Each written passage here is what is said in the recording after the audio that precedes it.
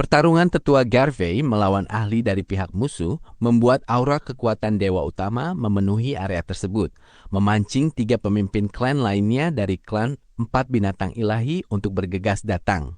Ketika melihat 6 sosok menyerang Linley secara bersamaan, wajah mereka seketika berubah drastis. Gawat, ke-6 orang itu menggunakan kekuatan dewa utama, dan 2 di antaranya adalah patriark. Matriark burung vermilion mengenali para ahli musuh itu dari kejauhan. Bagaimana bisa seperti ini? 8 klan besar sudah gila. Patriark harimau putih, patriark kura-kura hitam, beserta para tetua lainnya tidak habis pikir dengan apa yang mereka saksikan. Tak peduli seberapa kuatnya Linley, ia hanyalah seorang iblis bintang 7. Bagaimana mungkin ia bisa membuat 8 klan besar begitu murka, hingga tanpa ragu sedikit pun, 6 anggota musuh langsung menggunakan kekuatan dewa utama untuk mengepungnya. Bahkan 2 di antaranya adalah patriark. Dari 8 patriark tersebut, 7 di antaranya adalah utusan dewa utama. Sedangkan yang ke-8 merupakan sosok terkuat dari mereka semua. Betapa tingginya kedudukan yang mereka miliki, tetapi 2 di antaranya justru tanpa ragu langsung bekerja sama untuk mengeroyok seorang junior seperti Linley. Sungguh tidak masuk akal. Linley, cepat lari! Sebuah teriakan penuh kepanikan bergema di dalam benak Linley. Di saat yang sama, lewat sudut matanya, Linley menyadari ada 6 ahli musuh yang sedang menerjang ke arahnya. Ia terkejut bukan main. 6 orang, semuanya menggunakan kekuatan dewa utama. Tatapan membunuh terpancar dari mata ke-6 orang itu, bagaikan 6 ekor harimau yang hendak menerkam seekor domba kecil yang tersesat.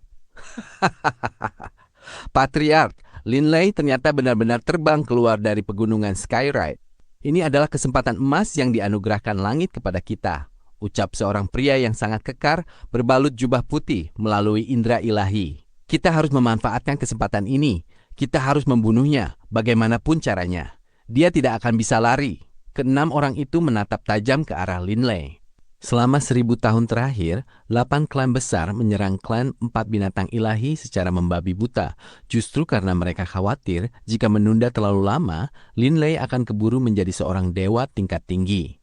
Mereka ingin memaksa Linley keluar. Namun, selama bertahun-tahun ini, Linley tidak pernah menampakkan diri di luar. Keberadaan Linley bagaikan duri dalam daging bagi mereka. Bahkan di dalam mimpi pun, mereka selalu mendambakan untuk melenyapkan ancaman besar ini. Dan hari ini langit akhirnya memberikan kesempatan itu kepada mereka. Mana mungkin mereka akan memberikan ampunan. Mereka sama sekali tidak berniat mengampuninya. Namun Linley bukanlah orang bodoh. Ia tahu betul batasan kekuatannya. Begitu melihat ke-6 orang itu menerjang maju, Linley bergegas mundur sambil berseru panik lewat indera ilahi. Garvey, mundur! Di saat yang sama, ketika ia mundur dengan cepat, pancaran cahaya kuning kecoklatan meluap bagai gelombang dengan Linley sebagai pusatnya. Seketika meluas membentuk sebuah ruang berbentuk bola raksasa berdiameter 500 meter. Ruang itu langsung mengurung tetua Garvey dan lawannya di kejauhan yang masih bertarung sengit. Blackstone Space. Hari ini, Linley menggunakan kekuatan dewa utama elemen bumi untuk melepaskan teknik tersebut, yang pada dasarnya memang sejenis serangan berelemen bumi. Karena dikerahkan menggunakan kekuatan dewa utama elemen bumi untuk melepaskan teknik tersebut, yang pada dasarnya memang sejenis serangan berelemen bumi. Ketika dikerahkan menggunakan kekuatan ilahi seorang dewa tingkat menengah, Blackstone Space mampu memengaruhi iblis bintang 7 yang lemah. Namun jika menggunakan kekuatan ilahi seorang dewa tingkat tinggi, teknik ini bahkan mampu memengaruhi para ahli yang kekuatannya mendekati tingkat Asura, setara dengan Raiskem. Terlebih lagi jika dikerahkan menggunakan kekuatan dewa utama elemen bumi, musuh harus menggunakan kekuatan dewa utama dan juga harus menjadi seorang ahli tertinggi agar bisa menahannya walau hanya sedikit. Jika tidak, mereka sama sekali tidak akan berkutik di dalam Blackstone Space. Prajurit dari klan Barbary yang sedang bertarung melawan tetua Garvey tersentak dan tubuhnya langsung merosot ke bawah begitu terpengaruh oleh gaya gravitasi tersebut. Bam! Tetua Garvey memanfaatkan celah tersebut untuk melayangkan hantaman telapak tangan ke arah kepala prajurit klan Barbary itu, membuat kepalanya seketika meledak hingga sebuah percikan ilahi melesat keluar. Tetua klan Barbary itu tewas seketika. Namun tepat pada saat ini, 6 sosok langsung menerjang masuk ke dalam Blackstone Space. Ukuran Blackstone Space memang terlalu besar. Jika ingin membunuh Linley, mereka harus mendekat ke arahnya. Meski mengetahui betapa dahsyatnya teknik tersebut, mereka tetap harus menerobos masuk terlebih dahulu.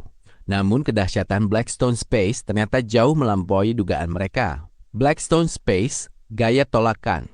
Keenam sosok yang tadinya melesat kencang ke dalam Blackstone Space mendadak melambat. Karena tidak siap, dua di antaranya bahkan terpental ke belakang akibat gaya tolakan dari Blackstone Space ini. Mereka menerjang lurus ke depan, tetapi tiba-tiba terdorong mundur dengan kuat oleh gaya tolakan. Benturan dua momentum yang berlawanan ini membuat tubuh mereka bergetar hebat dan wajah mereka seketika memerah padam. Hanya dalam sekejap, mereka langsung terluka. Inilah kedahsyatan luar biasa dari teknik Blackstone Space tingkat tertinggi. Bagaimana mungkin? 4 orang lainnya, meskipun nyaris mampu menahan diri agar tidak terpental keluar, pergerakan mereka juga melambat drastis. Mereka tidak akan mungkin bisa mengejar Linley. Serang! Sang pemimpin, Patriark Bolin, berseru lewat indera ilahi. Di saat yang sama, sepasang sayap putih yang berkilauan mengepak dari punggungnya, dan aura suci berwarna putih dari kekuatan Dewa Utama Takdir terpancar dari sekujur tubuhnya. Ekspresi wajah Patriark Bolin tampak sangat dingin tanpa emosi saat menatap ke arah Linley. Swish! Sebilah panah putih semi-transparan melesat membelah udara, mengincar langsung ke arah Linley. Terdengar suara geraman rendah. Seorang pria dengan sepasang mata biru sedingin es mengayunkan lengan kanannya, membuat alis birunya bergerak-gerak. Sebilah pedang biru seketika melesat keluar. Ruang di alam infernal terkoyak layaknya selembar kertas di setiap jalur yang dilewati pedang biru tersebut. Jika sebilah senjata sangat tajam, tebasan pada kepala seseorang hanya akan meninggalkan segaris luka merah. Pedang ini merobek ruang dengan cara yang sama. Saat menyayat ruang angkasa, senjata itu hanya meninggalkan retakan tipis yang nyaris tidak terlihat jika tidak diperhatikan dengan seksama. Meskipun begitu, daya hancur pedang ini telah mencapai tingkat yang sangat mencengangkan. Panah putih dan pedang biru tersebut melesat secara bersamaan. Hanya dengan satu lintasan pikiran, Linley mendadak memunculkan dinding-dinding kuning kecoklatan yang berlapis-lapis untuk menghadang panah putih dan pedang tersebut. Namun kecepatan pedang itu benar-benar luar biasa, bahkan melebihi lesatan panah putih, dan dengan mudah menyayat dinding demi dinding. Linley terkejut melihat serangan pedang tersebut. Dinding kuning kecoklatan ini tercipta dari kekuatan Dewa Utama elemen bumi, dan daya pertahanannya sangatlah mengerikan. Namun pertahanan kokoh ini di hadapan pedang tersebut tidak lebih dari selembar kertas basah yang sama sekali tidak mampu menghambatnya. Mungkinkah itu sebuah artefak Dewa Utama? Linley terus mundur menjauh. Slash! Pedang itu menyayat udara dan sudah tiba di hadapan Linley. Baru saat itulah Linley melihat dengan jelas. Ketika pedang itu menebas ke arahnya, robekan ruang yang sangat rapi terlihat tepat di ujung mata pedang. Terlalu cepat, Linley sama sekali tidak sempat menghindar. Tepat pada saat yang genting ini, sebuah tinju hitam legam menghantam ke bawah di depan Linley, layaknya sebuah gunung. Tinju hitam raksasa ini sedikit menyerempet mata pedang tersebut. Terdengar dentingan nyaring yang memekakkan telinga, membuat arah lintasan pedang biru itu bergeser. Wush! Senjata itu melesat melewati dada Linley, mengoyaknya tanpa hambatan berarti. Cepat, mundur! Tangan hitam itu langsung mencengkeram Linley, lalu menariknya mundur ke belakang. Linley mengenali sosok tersebut dari sudut matanya, dan rasa terima kasih yang mendalam membubung di dalam hatinya. Sosok yang telah menyelamatkannya tidak lain adalah Patriark Gislason. Panah putih melesat sedikit lebih lambat daripada pedang tadi, lalu menghantam tubuh Gislason. Gislason seolah sama sekali tidak memedulikannya dan tidak melancarkan serangan balasan. Ia hanya mencengkram Linley dan terbang kembali ke pegunungan Skyride. Walau rangkaian peristiwa ini membutuhkan waktu untuk diceritakan, kejadian sejak Linley terbang keluar, tetua Garvey membantai musuhnya, hingga Linley dan Gislason kembali ke dalam gunung, sebenarnya berlangsung hanya dalam sekejap mata. Namun, rentetan kejadian yang mendebarkan jantung tersebut bergulir begitu cepat dalam satu kedipan mata saja. Pegunungan Skyride. Gislason dan Linley akhirnya berhasil terbang kembali ke dalam. Baru sekarang mereka bisa bernapas lega. Tetua Garvey juga cukup beruntung karena berhasil meloloskan diri. Pasalnya, pihak musuh memang mengincar Linley sebagai target utama mereka, sehingga Tetua Garvey memanfaatkan celah tersebut untuk ikut kabur. Patriark, terima kasih telah menyelamatkan nyawaku, ucap Linley sambil menatap dadanya, menyisakan kengerian di dalam benak atas apa yang baru saja hampir menimpanya. Kau benar-benar nekat. Gislason mengembuskan napas panjang, lalu mengalihkan pandangannya ke depan. Baru saja pihak musuh sampai mengerahkan 6 orang sekaligus, dan semuanya menggunakan kekuatan dewa utama. Bahkan aku pun sangat terkejut. Terutama patriark dari klan Vena yang sampai melancarkan serangan menggunakan artefak dewa utama. Linley terkesiap. Senjata tadi ternyata benar-benar sebuah artefak dewa utama. Gislason kemudian tertawa sembari menatap Linley. Meski begitu, kedahsyatan teknik ruang gravitasimu benar-benar mengerikan, apalagi setelah kau menggunakan setetes kekuatan dewa utama elemen bumi. 2 orang yang lebih lemah itu, walaupun sudah mengerahkan kekuatan dewa utama mereka, malah terpental keluar. Sementara untuk Patriark Bolin dan para tetua lainnya, mereka sama sekali tidak sanggup mengejar dan menyerang kita. Benar saja, setelah Linley membentangkan Blackstone Space, pihak musuh hanya bisa melancarkan serangan dari jarak jauh. Mereka tidak bisa mengejar sama sekali. Linley, terima kasih. Tetua Garvey menghampirinya dengan wajah yang masih pucat, dipenuhi rasa syukur. Linley, sebuah suara berat yang bergemuruh menyahut. Patriark kura-kura hitam, matriark burung vermilion, patriark harimau putih, beserta sejumlah tetua lainnya ikut terbang mendekat. Apa yang sebenarnya terjadi? Kenapa begitu kau menyerang, 8 klan besar langsung menyerangmu seperti orang kesetanan? Bahkan 2 patriark sampai turun tangan bersama. Apa kau punya dendam kesumat yang besar dengan mereka? Linley sendiri merasa sangat bingung. Aku juga tidak tahu. Aku hanya bertempur beberapa kali dan membantai beberapa tetua musuh. Tidak ada yang lain, ucapnya sambil menatap ke kejauhan. Linley sama sekali tidak mengerti mengapa 8 klan besar begitu bernafsu untuk melenyapkannya. Kegilaan mereka sudah mencapai tahap yang tidak masuk akal. Kesempatan emas yang sia-sia. Patriark Bolin memejamkan mata, merasa tidak rela dengan apa yang baru saja terjadi. Kalian berdua bekerja sama, tapi tetap saja gagal membunuh Linley. Benar-benar membuang kesempatan emas. Seorang pria berwajah dingin dan licik yang mengenakan jubah hitam longgar dengan ular berbisa menggelantung di telinganya berkata, Patriark Vena, bagaimana mungkin tebasan pedangmu bisa meleset? Pria beralis biru panjang itu hanya mendengus dingin tanpa memberikan penjelasan apapun. Tidak ada gunanya memperdebatkan hal ini sekarang, sahut Patriark Edric. Nasi sudah menjadi bubur. Hal yang perlu kita lakukan sekarang adalah memikirkan cara mencari kesempatan lain untuk membunuh Linley. Ruang gravitasi miliknya benar-benar mencengangkan. Tidak jadi masalah jika dia tidak mengerahkan kekuatan dewa utama, tapi begitu dia mengerahkannya, hanya kita para patriark yang memiliki peluang untuk melenyapkannya. Benar. Tak peduli siapa yang akan menghabisinya, yang terpenting adalah memaksanya keluar untuk bertarung lagi. Biar aku coba. Mari kita lihat apakah aku bisa memancing Linley keluar. Seorang tetua berwajah mirip peri tiba-tiba melesat maju. Para pemimpin dan tetua dari klan 4 binatang ilahi semuanya sedang berkumpul. Tindakan 8 klan besar membuat mereka didera kemurkaan. Tetapi saat ini mereka hanya bisa bersabar menahannya. Bagaimanapun juga, jumlah ahli yang dimiliki pihak musuh jauh lebih banyak dan memberikan tekanan yang sangat besar. Bos, kau terlalu gegabah, ucap Bebe yang ikut bergegas menghampirinya. Linley hanya bisa tertawa kecil.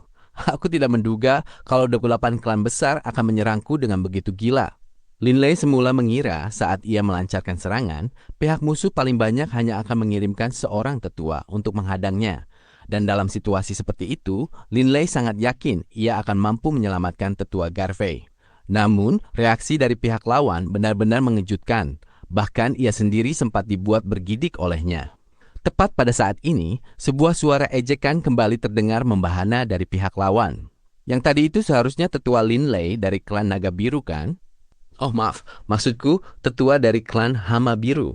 Aku mengira kau Linley adalah sosok yang hebat. Tapi dari pertunjukan yang baru saja kau tampilkan, tetua Linley, kau benar-benar mengecewakanku. Aku, seorang tetua biasa dari klan Edric, berdiri di sini sekarang. Tetua dari klan Hama Biru, apa kau berani bertarung melawanku? Suara ejekan ini bergaung lantang di seantero pegunungan Skyride. Seluruh anggota klan 4 binatang ilahi didera kemurkaan, dan banyak di antara mereka menatap penuh kebencian ke arah anggota klan musuh. Linley menatap ke arah tetua berjubah abu-abu yang berwajah mirip peri tersebut. Di dalam hatinya, ia menimbang-nimbang. Ada apa sebenarnya dengan 8 klan besar? Mereka ingin memaksaku maju dan bertarung lagi? Kenapa mereka begitu berfokus padaku? Linley merasa ada sesuatu yang tidak beres. Linley merasa ada sesuatu yang tidak beres. Gislason segera memperingatkan, sementara Bebe berseru lantang. Hei, kalian menyebut diri kalian sebagai 8 klan besar? Baru saja 6 dari kalian mengeroyok tetua Linley, dan 2 di antaranya adalah patriark. 8 klan besar ternyata memang sangat hebat. 2 patriark dan 4 tetua bersama-sama menyerang tetua Linley. Tapi tetua Linley bahkan tidak terluka sedikit pun. Kalian benar-benar hebat. Di pihak 8 klan besar, seluruh tetua sedang memikirkan cara untuk memancing Linley agar mau terbang keluar dari pegunungan Skyride.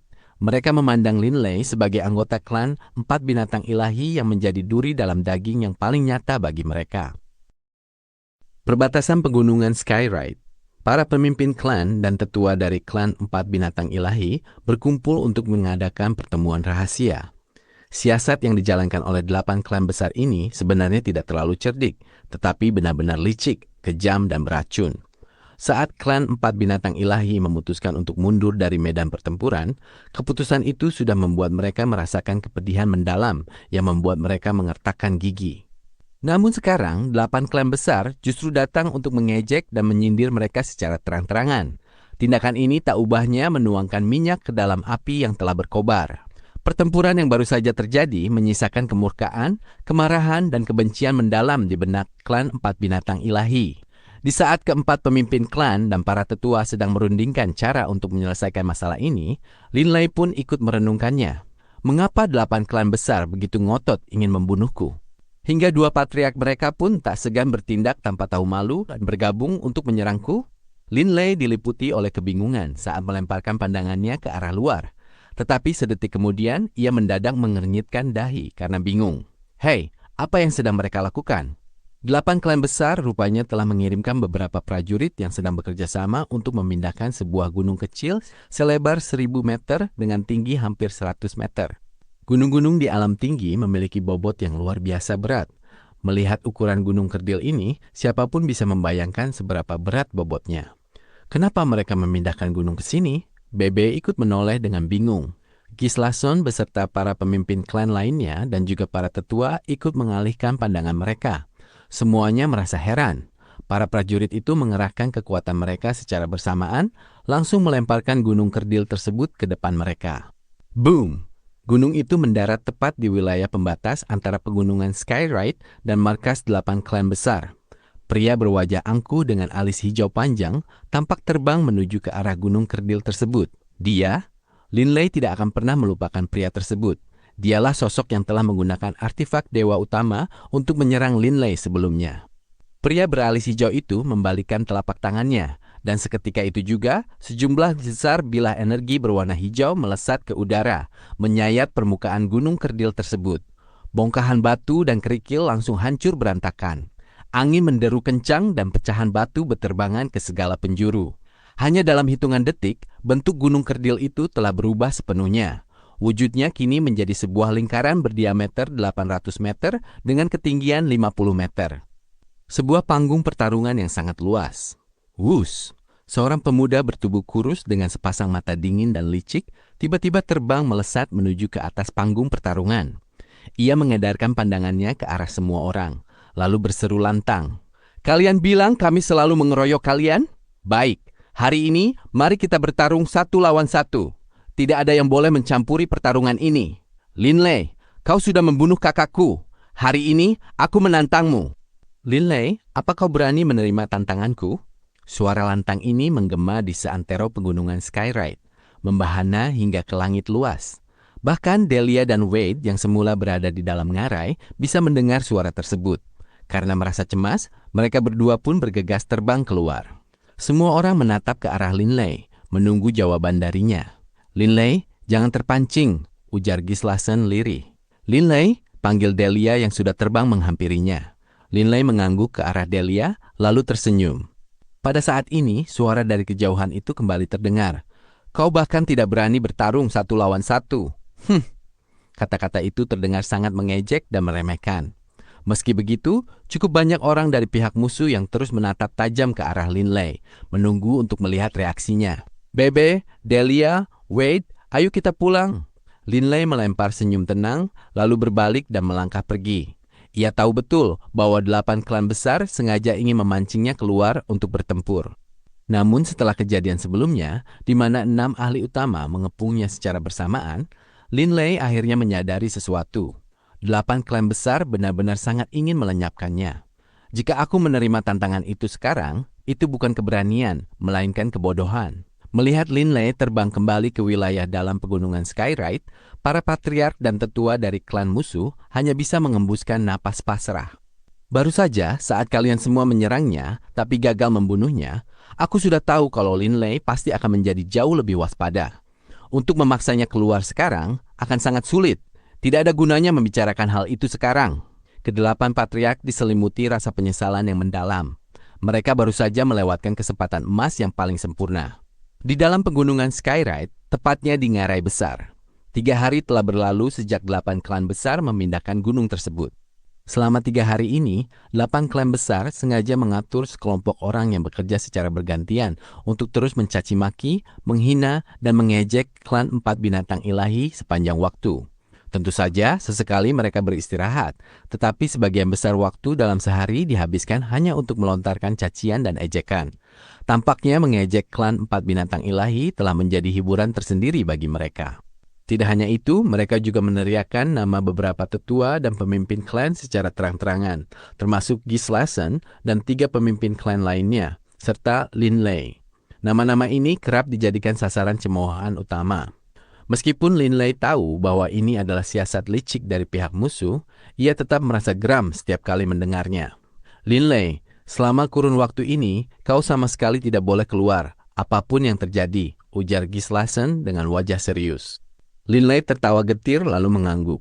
Patriark, jangan khawatir, aku mengerti. Hanya saja, sejujurnya, Linley masih bisa mendengar dengan jelas rentetan ejekan dan hinaan yang terus menggema dari atas sana.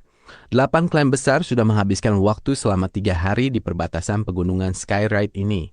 Dihina seperti ini, siapapun orangnya, tidak peduli seberapa sabar mereka, pasti akan merasa sangat marah, ucap Linley dengan nada berat.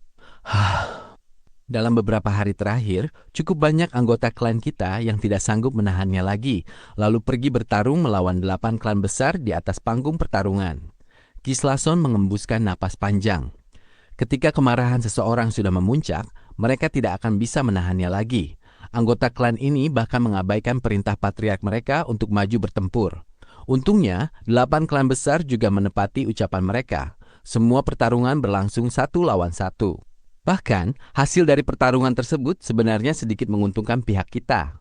Gislason merasa agak tidak berdaya saat mengutarakan hal itu. Para anggota klan telah berjuang mati-matian, tetapi para ahli klan tetap belum mampu menumbangkan pihak musuh secara menyeluruh. Pertempuran di alam infernal memang sangat bergantung pada kekuatan para ahli tertinggi.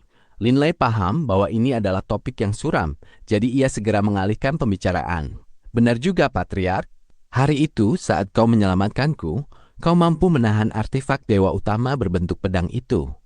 Apa sepasang sarung tangan hitam milikmu itu juga merupakan artefak dewa utama? Bukan, sahut Gislason sambil menggelengkan kepala. Aku tidak memiliki artefak dewa utama jenis senjata. Penguasa prefektur menghadiahkan sepasang sarung tangan hitam ini kepadaku. Ini adalah senjata percikan ilahi. Sepasang mata Linley seketika berbinar. Bebe juga memiliki sebuah senjata percikan ilahi. Percikan ilahi tidak bisa dihancurkan, sehingga senjata percikan ilahi tentu saja sangat luar biasa. Artefak dewa utama ditempa dan dialiri kekuatan oleh dewa utama. Tubuh dewa utama mengandung tingkat energi yang sangat mencengangkan, sehingga artefak dewa utama memiliki daya serang yang mengerikan. Sebaliknya, senjata percikan ilahi sebenarnya tidak mengandung banyak energi di dalamnya. Namun, senjata itu memiliki satu keunggulan utama, yaitu ketangguhannya. Gislason tertawa. Dengan mengandalkan senjata percikan ilahi ini, aku bahkan mampu menahan serangan artefak dewa utama. Meski begitu, hari itu, pedang elemen angin milik dewa utama tersebut benar-benar luar biasa kuat. Bahkan aku hanya berani menepisnya ke samping untuk memanfaatkan momentum gerakannya, alih-alih menghadapinya secara langsung. Bagaimanapun juga, jika dibandingkan dengan artefak dewa utama, senjata percikan ilahi masih sedikit lebih inferior. Linley mengangguk paham. Jika ditinjau dari segi ketangguhan, senjata percikan ilahi mungkin tidak kalah dari artefak dewa utama. Namun, artefak dewa utama tercipta dari limpahan kekuatan dewa utama yang mengalirinya selama bertahun-tahun yang tak terhitung jumlahnya, sehingga daya serang mereka benar-benar sangat mengerikan. Jika kau punya kesempatan, kau juga harus meminta sebuah senjata percikan ilahi dari penguasa prefektur. Aku yakin penguasa prefektur akan bersedia memberikan satu untukmu, ujar Gislason sambil tertawa. Teknik Blackstone Space milikmu memang luar biasa, tapi kekuatan seranganmu masih agak lemah. Jika dilengkapi dengan senjata percikan ilahi, kekuatanmu akan jauh lebih tangguh. Linley merasakan hatinya bergejolak penuh gairah mendengar saran tersebut. Ia sudah menyaksikan sendiri ketangguhan dari senjata percikan ilahi. Benda itu jauh lebih keras bahkan dibandingkan dengan sisik naganya sendiri. Apa orang-orang itu tidak tahu rasanya lelah? Gislason mengernyitkan dahi lalu menatap ke kejauhan. Klan Empat Hama, kenapa kalian hanya mengirimkan dewa tingkat tinggi biasa? Di mana para tetua kalian? Kalian hanya membiarkan kroco-kroco ini keluar untuk bertarung, sementara para tetua semuanya bersembunyi seperti pengecut. Linley mengernyitkan dahinya, menahan amarah yang bergejolak. Walaupun ia sanggup menahan amarahnya kuat-kuat, ia tetap merasa risih saat mendengar cercaan tersebut, yang lambat laun membuat perasaannya menjadi gusar. Bersabarlah untuk beberapa hari lagi. Klan kita saat ini sedang membangun sebuah formasi sihir raksasa yang akan membentuk penghalang elemen berukuran besar. Jika sudah selesai, semua suara dari dunia luar tidak akan bisa menembus ke tempat kita, ucap Gislason dengan nada pasrah. Terus-menerus dihujani oleh suara-suara tersebut benar-benar menjadi sebuah siksaan tersendiri. Di udara tepat di atas pegunungan Skyride, sebuah penghalang elemen berukuran raksasa akhirnya selesai dibangun. Tak peduli apapun yang diteriakkan oleh pasukan 8 klan besar, para anggota klan tidak bisa mendengarnya lagi. Namun, meski suara itu sudah teredam, semua orang tetap merasa tidak tenang.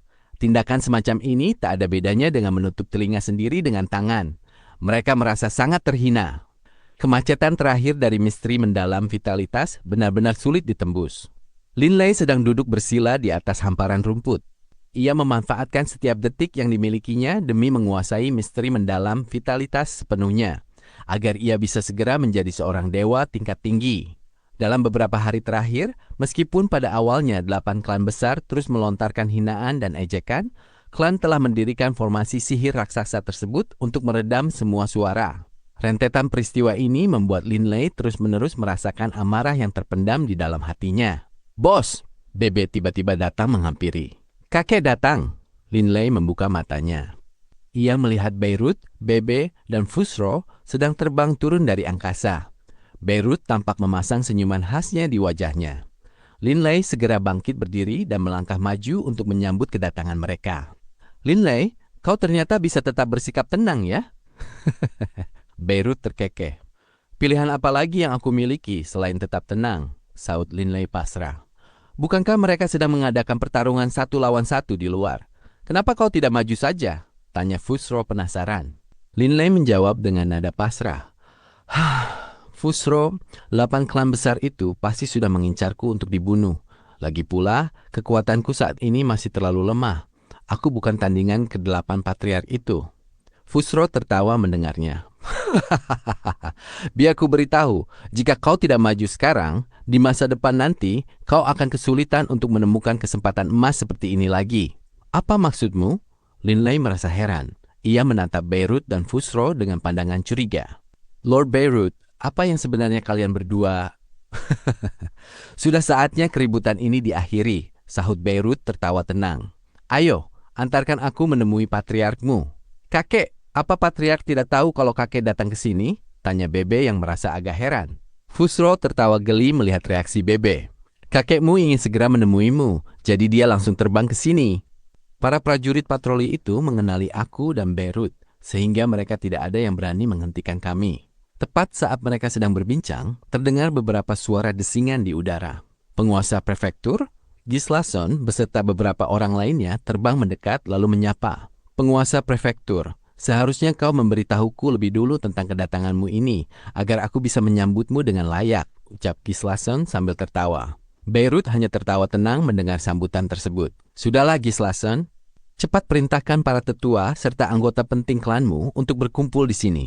Hari ini, aku akan membantu klan 4 binatang ilahi dan 8 klan besar untuk menyelesaikan belenggu permusuhan serta kebencian yang selama ini menjerat kalian. Perkataan itu sontak membuat Gislason dan para tetua tertegun. Belakangan ini, terutama setelah 8 klan besar memindahkan markas mereka ke perbatasan pegunungan Skyride, Gislason dan para petinggi klan lainnya sudah lama merasa sangat lelah akibat tekanan mental yang mendera secara terus-menerus. Tak ada satupun dari mereka yang tahu kapan semua penderitaan ini akan berakhir. Terkadang mereka juga ingin bertindak nekat seperti para anggota klan biasa, melupakan segalanya dan maju bertempur. Namun mereka adalah pemimpin klan dan tetua. Mereka memiliki tanggung jawab untuk memikirkan apa yang terbaik demi keselamatan seluruh klan. Beban berat yang harus mereka pikul ini sudah hampir membuat mereka kehilangan akal sehat. Penguasa prefektur, kau apa? Apa yang baru saja kau katakan? Tanya Gislason terbata-bata. Bukankah hal ini yang selalu kau inginkan dariku selama ini? Sahut Beirut sembari tertawa. Pancaran kegembiraan yang luar biasa seketika merebak di wajah Gislason. Brak! Ia langsung berlutut dengan bertumpu pada kedua lututnya, sementara sepasang matanya berkaca-kaca dipenuhi air mata. Penguasa prefektur, aku, klan 4 binatang ilahi kami, tidak akan pernah melupakan kebaikan luar biasa yang telah kau berikan kepada kami. Air mata pun tanpa terasa mulai menggenang di pelupuk mata para tetua yang berdiri di belakangnya. Cepat pergi dan undang 3 pemimpin klan lainnya.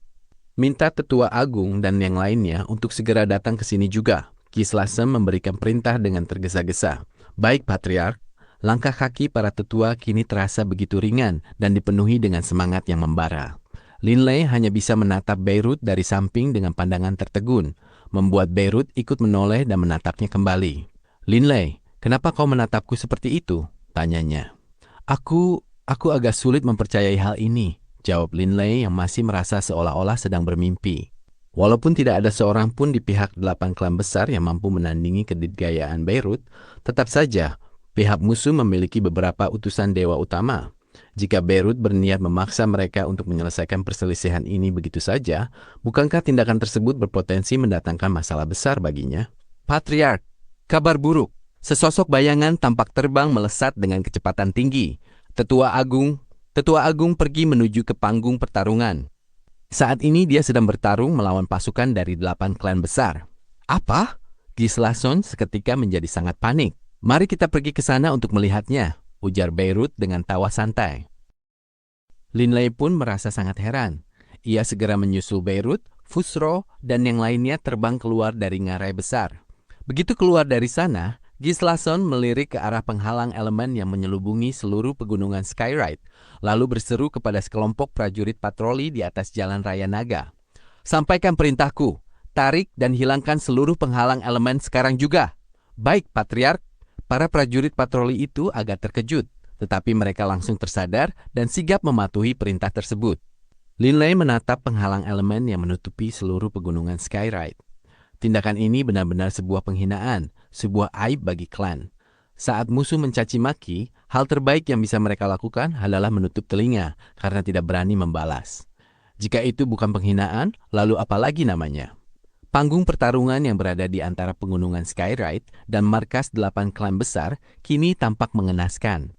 Setelah melewati rentetan pertempuran sengit, permukaannya dipenuhi lubang yang tak terhitung jumlahnya dan genangan darah merah pekat yang menodai seluruh tempat tersebut. Jeruk! Sebuah cakar naga bayangan menembus tengkorak musuh, lalu ditarik kembali dengan cepat. Tetua Agung yang telah berada dalam wujud naga melirik tenang ke kejauhan. Berikutnya, ini adalah orang ketiga yang berhasil ia habisi di atas panggung pertarungan. Lawan pertama yang ia bunuh adalah seorang dewa tingkat tinggi biasa yang memenangkan pertarungan sebelumnya. Orang kedua yang menjadi korbannya adalah seorang iblis bintang 6. Namun, orang ketiga yang ia habisi adalah seorang ahli setingkat tetua. Gaia, sepertinya hari ini kau memang berniat menyerahkan nyawamu. Para ahli dari 8 klan besar pun bergegas maju menghampirinya. Menyerahkan nyawa? Biar kulihat siapa di antara kalian yang bisa membunuhku hari ini. Tatapan dingin, Tetua Agung menyapu mereka semua tanpa ada rasa takut sedikit pun. Tekanan selama 10.000 tahun terakhir ini telah mendorong Tetua Agung ke ambang kegilaan. Kematian ayahnya telah menorehkan duka yang mendalam bagi Tetua Agung. Ditambah lagi, klan tidak mampu menghindari bencana ini, dan di tengah pelarian serta kejaran musuh, suaminya pun tewas. Kini, beberapa abad yang lalu, putra tunggalnya, Forhan, juga tewas. Tragisnya, ia sendiri yang terpaksa mencabut nyawa putranya itu dengan kedua tangannya sendiri. Siapa yang bisa memahami kepedihan, rasa sakit, dan keterpurukan yang berkecamuk di dalam hati Tetua Agung? Meski begitu, ia selalu mengutamakan kepentingan klan dan memaksakan diri untuk tetap tegar demi klan. Namun, dalam beberapa hari terakhir, 8 klan besar bertingkah seperti kawanan nyamuk yang terus-menerus mencemooh dan menghina klan 4 binatang ilahi, hingga klan terpaksa mendirikan penghalang elemen raksasa. Hal tersebut membuat Tetua Agung merasa sangat terhina. Ia tidak sanggup menahannya lagi, juga tidak sudi terus menekan emosinya. Ia takut dirinya benar-benar akan menjadi gila jika terus diam. Jadi, bunuh saja mereka. Bantai mereka sepuasnya. Hanya melalui pertumpahan darah inilah ia bisa meluapkan seluruh kemarahan dan duka yang bergejolak di dadanya. Tetua Agung berdiri dengan angkuh di atas panggung pertarungan. Topeng peraknya sedikit ternoda oleh bercak darah. Siapa yang berani maju melawanku? Siapapun yang datang akan kuterima tantangannya. Tatapan Tetua Agung menyapu ke arah ke-8 patriark sembari mencibir. Ke-8 patriark merasa situasi ini agak merepotkan. Anggota generasi kedua dari klan 4 binatang ilahi semuanya memiliki artefak dewa utama. Gislason misalnya memiliki artefak dewa utama pelindung jiwa. Sedangkan untuk Tetua Agung, Gaia, ia memiliki artefak dewa utama jenis Zirah yang telah menyatu dengan sisik naganya. Walaupun 8 klan besar tidak takut padanya, Tetua Agung sangat sulit ditumbangkan karena ia memiliki artefak dewa utama tersebut. Patriark Barbary sepertinya akan lebih mudah bagimu untuk menghadapinya.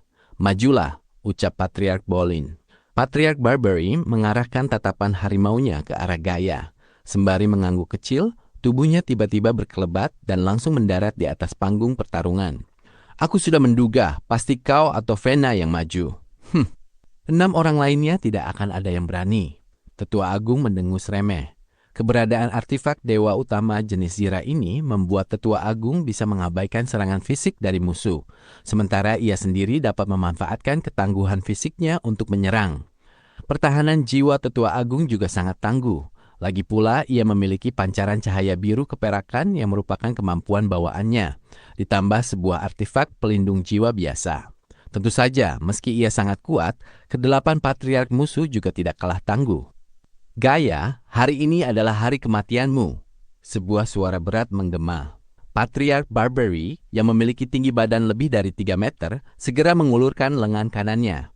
Sebuah cambuk panjang berwarna biru tiba-tiba muncul, dengan panjang puluhan meter yang meliuk-liuk bak ular biru raksasa.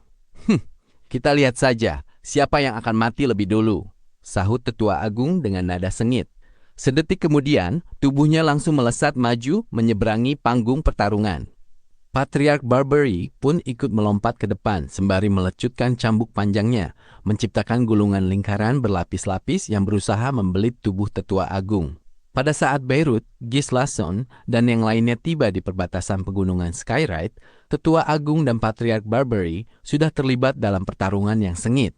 Kendati demikian, dalam pertarungan ini, Tetua Agung berada dalam posisi yang kurang menguntungkan. Cambuk panjang itu benar-benar memiliki kekuatan yang luar biasa dahsyat. Inikah kekuatan asli dari Tetua Agung? Linley menatap pemandangan di hadapannya dengan penuh kekaguman. Wujud Tetua Agung dan Patriark Barbary telah berubah sepenuhnya menjadi 2 gumpalan bayangan yang saling berkejaran. Namun, suara dentuman berat disertai ledakan ruang yang terus bermunculan di mana-mana membuat Linley menatap tak percaya. Beirut melirik ke arah Linley, lalu berkata sambil tertawa, "Jangan terlalu terkejut, Linley. Di balik sisik naga Gaia terdapat sebuah artefak dewa utama jenis Zirah. Tentu saja, setiap pukulan dan tendangannya akan menjadi sangat kuat. Sementara untuk lawannya, cambuk panjang itu merupakan artefak dewa utama jenis senjata. Pertarungan antara artefak dewa utama melawan artefak dewa utama, benturan yang dihasilkan jelas akan sangat luar biasa." Linley menarik napas dalam-dalam mendengarnya. "Linley, kekuatan senjatamu saat ini masih agak lemah. Apa kau mau senjata yang jauh lebih kuat?" Beirut terkekeh. Linley menoleh dan menatap Beirut dengan mata yang membelalak heran. Sebodoh apapun dirinya, ia tahu kalau Beirut tampaknya sedang menawarkan sebuah senjata kepadanya. Senjata macam apa itu? Hal pertama yang terlintas di benak Linley adalah sebuah senjata percikan ilahi. Membuat senjata percikan ilahi juga bukan hal yang mudah bagiku, ujar Beirut sambil tertawa santai. Jadi, berusahalah dengan keras terlebih dahulu. Begitu kau berhasil menjadi seorang dewa tingkat tinggi, aku akan membuatkan satu untukmu. Jantung Linley seketika berdegup kencang karena kegirangan. Dengan memiliki senjata percikan ilahi, setidaknya ia akan mempunyai kemampuan untuk menahan serangan dari musuh yang bersenjatakan artefak dewa utama. Berjuanglah dan segeralah melangkah ke ranah dewa tingkat tinggi, ujar Beirut sambil terkekeh. Linley kembali mengalihkan pandangannya arah panggung. Pertarungan antara Tetua Agung melawan Patriark Barbary telah mencapai puncaknya, dan cambuk panjang itu seolah menjelma menjadi ribuan ular raksasa yang mengepung seluruh area panggung pertarungan. Bagaimana bisa gerakannya berubah menjadi seperti ini? Linley menatap panggung pertarungan dengan takjub. Semakin lama Patriark Barbary bertarung, ia justru tampak semakin santai. Cambuk panjang itu kini telah mencapai tingkat di mana gerakannya seolah bercabang menjadi jutaan lambayan yang terus-menerus mengurung Tetua Agung tanpa henti. Semakin lama menyaksikan pertarungan tersebut, Linley kian menyadari betapa luas dan tanpa batasnya kehebatan dari misteri mendalam. Pemahamannya dalam hukum air sudah sangat matang, puji Beirut. Beirut mendadak melirik ke arah Linley. Anak ini, dia benar-benar sangat mudah hanyut dalam pemahaman. Beirut akhirnya mulai mengerti mengapa Linley bisa berlatih dengan kecepatan yang begitu mencengangkan. Di saat kelompok Beirut sedang asik menyaksikan pertarungan tersebut, para patriark dan tetua dari 8 klan besar justru menatap ke arah mereka dengan pandangan gempar. Beirut datang. Dia benar-benar datang ke sini. Beirut tidak akan ikut campur kan? Tanya Patriark Bolin dengan kilatan kepanikan yang melintas di matanya. Kita tidak melanggar perintahnya. Dia tidak akan ikut campur, jawab Patriark Reinales penuh keyakinan. Namun meski berkata demikian, ia tetap tidak bisa menyembunyikan rasa cemas di dalam hatinya. Anggota 8 klan besar menyimpan rasa gentar yang mendalam terhadap sosok Beirut. Ketika seseorang sudah mencapai tingkat pemimpin klan dari klan 4 binatang ilahi, patriark dari 8 klan besar atau tingkat tetua agung, kekuatan mereka bisa dikatakan sudah setara dengan para Asura di alam infernal. Namun meskipun mereka sangat kuat, kekuatan mereka belum bisa dikatakan berada di tingkat yang mengerikan. Pertahanan jiwa maupun pertahanan fisik, mereka sama sekali tidak memiliki kelemahan. Di tingkat mereka tidak ada alasan untuk saling takut satu sama lain. Bagi pihak lawan, membunuh mereka akan sangat sulit. Begitu pula sebaliknya, bagi mereka untuk membunuh orang lain yang berada di tingkat yang sama juga merupakan hal yang mustahil dilakukan. Sama halnya dengan situasi saat ini, di mana Patriark Barbary dan Tetua Agung mendapati bahwa sangat sulit untuk mengubah pertarungan ini menjadi duel hidup dan mati. Namun Beirut berbeda. Sosok monster seperti Beirut dan Dunnington berdiri di puncak tertinggi para dewa tingkat tinggi. Mereka bahkan mampu menghabisi para Asura di alam infernal dengan mudah. Kekuatan yang dimiliki oleh individu sekelas mereka berada di tingkat yang sangat mengerikan. Jika Beirut benar-benar ingin melakukan pertumpahan darah, ia bisa dengan mudah membantai habis seluruh anggota di 8 klan besar. Siapapun bisa membayangkan betapa mengerikannya sosok tersebut. Kehidupan yang tiada akhir dalam siklus yang terus berputar. Kehidupan yang tiada akhir dalam siklus yang terus berputar. Linley bergumam pada dirinya sendiri. Ia memejamkan sepasang matanya, dan di dalam benaknya seketika muncul bayangan samar dari lecutan cambuk tersebut, beserta misteri mendalam yang terkandung di dalamnya. 7 hukum elemen, 4 ketentuan. Walaupun memiliki nama yang berbeda, semuanya memiliki beberapa kesamaan. Sebagai contoh, bumi memiliki esensi bumi, sedangkan api memiliki esensi api. Di sisi lain, beberapa pemilik jiwa bermutasi bisa memadukan dan menggunakan misteri mendalam dari berbagai hukum yang berbeda secara bersamaan. Mengapa mereka bisa memadukannya? Itu karena hukum-hukum tersebut memiliki titik temu dan karakteristik yang serupa. Berbagai hukum yang berbeda tidak sepenuhnya terpisah. Seluruh misteri mendalam mereka sebenarnya saling terkait satu sama lain. Hukum elemen air memiliki sedikit keterikatan dengan misteri mendalam vitalitas dari hukum bumi. Pada momen inilah, Linley kebetulan berhasil menangkap benang merah dari keterikatan tersebut. Linley benar-benar hanyut sepenuhnya dalam pemahamannya, tetapi Gislason dan yang lainnya mulai dirundung kepanikan. Penguasa prefektur, situasi adikku semakin memburuk. Mari kita hentikan pertarungan ini, ucap Gislason. Gislason ingin menghentikannya, tetapi ia tidak memiliki kekuatan untuk melakukan hal itu. Dua artefak dewa utama sedang saling berbenturan keras. Ia tidak akan pernah berani ikut campur. Pertarungan semacam ini memang tidak ada gunanya, sahut Beirut sembari tertawa tenang. Wus! Ia bergerak dengan kecepatan yang begitu luar biasa, seolah-olah baru saja melakukan teleportasi. Beirut seketika menempatkan dirinya tepat di tengah panggung pertarungan. Diiringi suara dentuman rendah, jalannya pertarungan mendadak terhenti total. Beirut tampak mencengkram ujung cambuk panjang dengan satu tangannya, sementara tangan lainnya menggenggam erat cakar naga milik Tetua Agung. Wah, Bebe menatap pemandangan itu dengan mata terbelalak, luar biasa kuat. Gislason, matriark burung vermilion, para pemimpin klan lainnya, dan bahkan para patriark dari 8 klan besar merasakan jantung mereka berdegup kencang karena tegang. Pukulan Tetua Agung setara dengan serangan artefak dewa utama. Sementara cambuk panjang itu sendiri memang merupakan artefak dewa utama yang telah berubah menjadi gerakan yang tak terhitung jumlahnya. Namun Beirut dengan sangat mudah menangkap keduanya hanya dengan menggunakan tangan kosong. Ia benar-benar berani mencengkram artefak dewa utama secara langsung. Kehebatan dan kekuatan yang ditunjukkan oleh Beirut membuat Gislason dan yang lainnya benar-benar terperangah. Walaupun Beirut juga merupakan seorang Asura di alam infernal, kekuatannya jauh melampaui para Asura lainnya. Cukup, akhiri saja pertarungan ini, ujar Beirut dengan tenang. Tetua Agung dan Patriark Barbary tertegun. Tetua Agung mundur perlahan tanpa mengeluarkan suara. Sementara Patriark Barbary sempat membuka mulutnya seolah ingin memprotes, tetapi ia tidak memiliki nyali untuk melakukannya. Pada akhirnya, hal terbaik yang bisa ia ucapkan adalah, karena penguasa prefektur yang memintanya, aku akan mengampuni nyawanya kali ini. Usai berbicara, ia hanya bisa terbang kembali ke kelompoknya. Pasukan 8 klan besar berdiri di satu sisi, sementara klan 4 binatang ilahi berada di sisi lainnya. Tepat di tengah panggung pertarungan, di antara kedua kubu itu, Beirut berdiri tegak, dikelilingi oleh para ahli yang tak terhitung jumlahnya. Penguasa prefektur, kenapa kau tidak memberitahu kami lebih dulu mengenai kedatanganmu ini? Patriark Bolin tertawa riang, berusaha bersikap seramah mungkin. Memang tidak banyak klan yang berani menyinggung sosok monster sekelas Beirut atau Dunnington. Bahkan ketika klan 4 binatang ilahi berada di puncak kejayaan mereka dan didukung oleh 4 dewa utama, meskipun mereka tidak gentar menghadapi dewa tingkat tinggi Paragon, mereka tetap enggan menyinggung tokoh-tokoh yang telah mencapai tingkat ekstrim tersebut. Oh, hari ini aku datang untuk membantu kedua belah pihak menyelesaikan perselisihan di antara kalian, ujar Beirut dengan tawa santai. Mendengar hal itu, raut wajah para patriark dan tetua dari 8 klan besar seketika menjadi kaku. Beirut melanjutkan dengan nada santai dan tenang.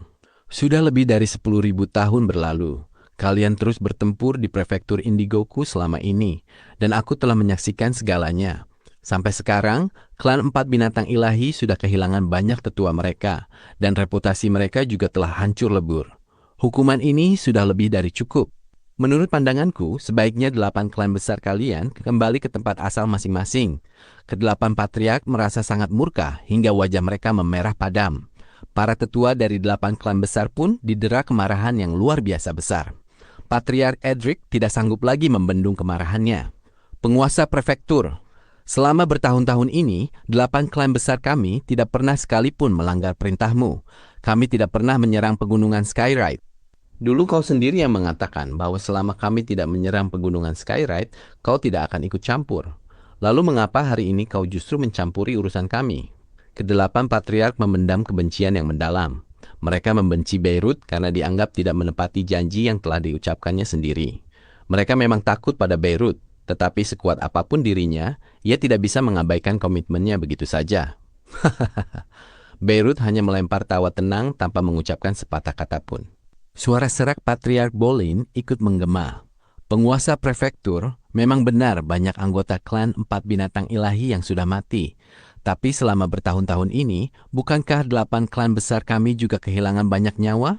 Terlebih lagi, saat keempat dewa utama masih hidup, sepak terjang klan 4 binatang ilahi telah meninggalkan utang darah yang tak terhitung jumlahnya. Putra kandungku sendiri dibunuh oleh anggota klan Empat Binatang Ilahi hanya karena bajingan itu menyukai istri dari putraku. Patriark Ular Neraka menimpali dengan suara rendah. Penguasa prefektur, aku memiliki 9 putra dan putri, tapi sekarang hanya satu yang tersisa. 8 lainnya sudah mati, dan mereka semua mati dengan tidak adil. Bahkan jika klan Barbary, kami mengabaikan utang darah lainnya yang telah terjadi. Jika bukan karena rasa benci yang begitu mendalam, mengapa kami rela mengorbankan nyawa para tetua kami sendiri untuk melenyapkan mereka? Beirut, panggil Rhaenales dengan suara rendah. Kau dan aku adalah utusan Bloodreach Sovereign. Aku rasa kau sudah tahu kisah masa laluku. Katakan padaku, mungkinkah aku bisa melepaskan dendam kesumat yang kupendam terhadap mereka begitu saja? Penguasa prefektur. Kedelapan patriark berseru dengan nada penuh amarah. Mereka memang telah membantai banyak anggota klan Empat Binatang Ilahi. Tetapi apakah perjuangan itu mudah bagi mereka? Para tetua mereka pun gugur satu demi satu di medan perang. Ditambah lagi persediaan kekuatan dewa utama yang dimiliki oleh 8 klan besar jauh lebih sedikit dibandingkan dengan persediaan milik klan Empat Binatang Ilahi. Faktanya, selama menjalankan misi balas dendam terhadap klan Empat Binatang Ilahi, 8 klan besar justru kehilangan jumlah tetua yang sedikit lebih banyak. Hal itu bisa mereka lalui hanya karena kerugian tersebut terbagi rata di antara ke-8 klan, sehingga mereka mampu menanggung dampaknya. Selama bertahun-tahun ini, mereka juga telah kehilangan sekitar 200 tetua. Padahal, para tetua merupakan pilar utama klan mereka. Apakah mereka menginginkan kematian para tetua tersebut? Tentu saja tidak. Namun selama kurun waktu yang tak terhitung jumlahnya, sejak zaman kuno hingga sekarang, tumpukan kebencian yang terakumulasi sudah sangat besar. Berbekal kebencian itu, mereka rela memindahkan seluruh klan dan mengorbankan nyawa para tetua untuk bertempur habis-habisan. Mereka bahkan sudi melontarkan kata-kata cacian dan ejekan yang sangat nista. Tindakan tersebut memang sangat memuakkan dan mereka sebenarnya juga peduli dengan harga diri mereka. Apakah mereka ingin melakukan hal-hal rendahan seperti itu? Tentu saja tidak, tetapi mereka tidak memiliki pilihan lain. Klan Empat Binatang Ilahi telah mendekam di dalam pegunungan Skyride. Ini adalah satu-satunya cara bagi mereka untuk memancing musuh agar mau keluar. Aku tahu bahwa 8 klan besar kalian dan klan Empat Binatang Ilahi memiliki permusuhan yang sangat besar. Namun, klan Empat Binatang Ilahi telah kehilangan hampir 90% dari total tetua mereka, dan reputasi mereka juga sudah hancur lebur. Aku yakin seluruh alam infernal akan segera mengetahui hal ini. Kejayaan klan Empat Binatang Ilahi telah berakhir, dan begitu banyak tetua mereka yang gugur. Semua ini sudah cukup, ujar Beirut dengan tenang. Ia menambahkan, terlebih lagi di masa lalu, mereka juga tidak sampai memusnahkan klan kalian hingga akar-akarnya. Penguasa prefektur, awalnya kau mengatakan bahwa jika kami tidak menyerang pegunungan Skyride, kau tidak akan ikut campur. Patriark Bolin berseru sambil menatap Beirut. 7 patriark lainnya beserta sekelompok besar tetua ikut menatap tajam ke arah Beirut. Di sisi lain, kubu klan Empat Binatang Ilahi juga ikut memandangi Beirut. Para anggota klan Empat Binatang Ilahi sudah hampir didorong ke ambang kegilaan karena didera penderitaan yang luar biasa dalam. Kini mereka sangat berharap agar pertikaian antara kedua belah pihak bisa segera berakhir. Aku memang pernah menjanjikan hal itu, balas Beirut sembari tertawa tenang. Dan memang benar kalau kalian tidak pernah mengusik pegunungan Skyride. Meskipun begitu, hari ini bukan aku yang mencampuri urusan ini, melainkan sang dewa utama yang maha kuasa. Beirut mengibaskan tangannya, dan selembar perkamen kulit domba yang dipenuhi ukiran rune sihir yang rumit mendadak muncul di genggamannya. Kulit domba itu tiba-tiba terbakar, menyebarkan ria energi yang sangat asing ke segala penjuru. Ke-8 patriark langsung tertegun dibuatnya. Dewa utama? Mereka seolah tak berani mempercayai pendengaran mereka sendiri. Tepat pada saat itu, sebuah energi yang sangat unik mendadak merebak di dunia. Kabut energi berwarna hitam pekat dengan cepat mulai memadat di langit luas. Energi hitam ini merupakan kekuatan dewa utama kehancuran yang memancarkan wibawa luar biasa dahsyat. Memadatkan kekuatan dewa utama, entah dari mana, kemampuan mengerikan macam apa ini. Sejumlah besar kekuatan dewa utama kehancuran mewujud di angkasa, memadat menjadi sebuah wajah hitam raksasa setinggi puluhan meter. Pancaran aura keagungan tertinggi yang mengerikan dan berwibawa seketika menyebar luas. Dewa utama! Reinales menjadi orang pertama yang langsung berlutut dan bersujud menyembah. Ia bisa langsung mengenali bahwa sosok ini adalah Blood-Rich Sovereign yang ia layani selama ini. Wajah hitam raksasa itu mengambang di angkasa, menatap ke arah para patriark dan tetua, serta jutaan anggota klan dari kedua belah pihak yang berada di bawahnya. Semua orang merasa dada mereka sesak hingga sulit bernapas. Brak! Orang-orang yang tak terhitung jumlahnya langsung berlutut dengan perasaan yang luar biasa tegang. Dewa Utama! Beirut membungkuk hormat. Wajah hitam raksasa itu sedikit tersenyum ke arah Beirut, lalu berujar dengan suara menggelegar bagaikan guntur yang membelah langit. Biarkan perselisihan antara 8 klan besar dan klan 4 binatang ilahi berakhir di sini. Kembalilah ke tempat asal kalian masing-masing. Baik, Reinales menjadi yang pertama merespons. Walaupun ketujuh patriark lainnya merasa sangat berat hati untuk mematuhinya, mereka tetap menyahut dengan suara penuh rasa hormat. Baik. Menghadapi Beirut seorang diri saja sudah cukup membuat mereka gemetar ketakutan. Apalagi jika harus berhadapan dengan seorang dewa utama. Akan sangat mudah bagi seorang dewa utama untuk membumi hanguskan seluruh 8 klan mereka. Kekuasaan mutlak seorang dewa utama tidak akan pernah bisa diganggu-gugat ataupun dilawan.